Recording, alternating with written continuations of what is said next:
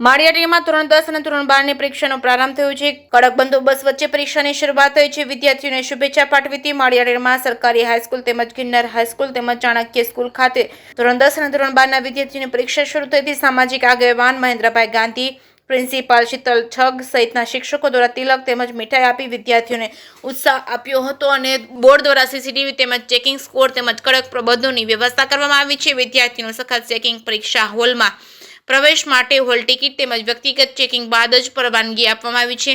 તમામ વિદ્યાર્થીઓને ભયમુક્ત અને આત્મવિશ્વાસ સાથે પરીક્ષા આપવા પ્રેરણા આપતા સામાજિક સંસ્થાના આગેવાનો, શિક્ષકો જે કેસની ગુજરાતી સાથે પ્રતાપ સિસોદિયા, માળિયાહાટીના।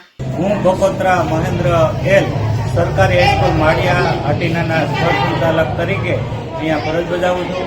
આજ રોજ તારીખ 27 થી લઈને તારીખ 17/3 સુધી અમારા બિલ્ડિંગમાં ધોરણ 10 અને 12 ની પરીક્ષા સુચારુ રીતે યોજાય એ માટે તમામ પ્રકારની વ્યવસ્થા કરવામાં આવી છે।